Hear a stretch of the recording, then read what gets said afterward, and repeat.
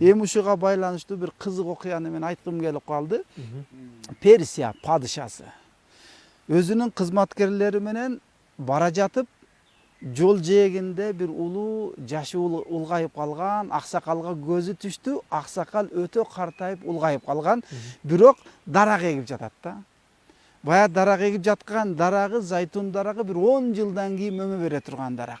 Бирок аксакал өтө карып калган, улгайып калган. Бирок падыша эми ушунун мөмөсүнөн эми бул жейб эмне болот деген мааниде таризде ал аксакалга сөз айтып калды. О аксакал, сиз бул даракты эгип атасыз, мөмөсүнөн жейм деген үмүтүңүз барбы?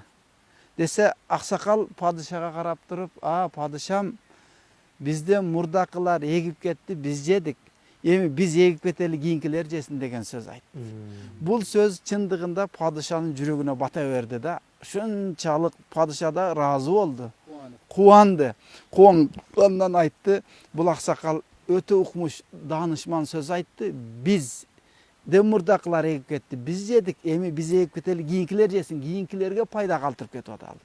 Бул данышман сөзүнө 1000 дирхам бергиле деди. Кызматкерлер алып келип туруп, тиги аксакалга 1000 дирхам берди. Падышанын ою боюнча, бул бүгүн эгип атса, 10 жылдан мөмө берсе, будан жебейби деген дагы маани бар эле. Аксакал аны түшүндү дагы, дароо 1000 дирхамды алат дагы. О падышам, элдин эккен дарагы бир канча жылдан кийин мөмө берсе, менин эккен дарагым мына дароо мөмөсүн берди дейт.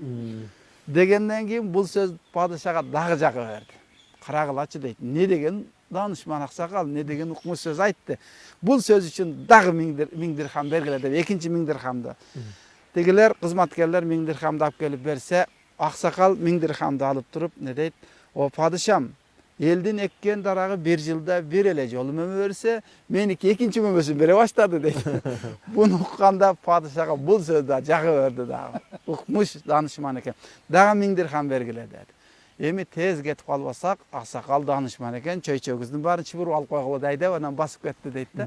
Мына биздин тарыхыбызда бир эле өзүн ойлобостон, өзүнөн кийинкилерди кызмат кылып, өлгөндөн кийин дагы ошол кишиден кызмат калып, элде бир пайда калтырууга аракет жасаган ата бабаларыбыз болгон да. Андыктан кызмат сөзсүз түрдө материалдык жактан, руханий жактан, өзүбүздүн мамилебиз менен, башкабыз менен бардык тараптан элибизге ар тараптан кызмат кылып кетишибиз. Тазалык жагынан болсун, кандай болсо да көчөдө кетип атканда пайгамбарыбыз айтат, адамдарга зыян берип кое турган нерсени алып коюу ыймандан. Бул дагы пайда, менден кийин келген адам чалынбасын, жыгылбасын, кичинесиби, чоңубу колубуздан келген кызматты кылышыбыз керек. Бул эң сооптуу иш.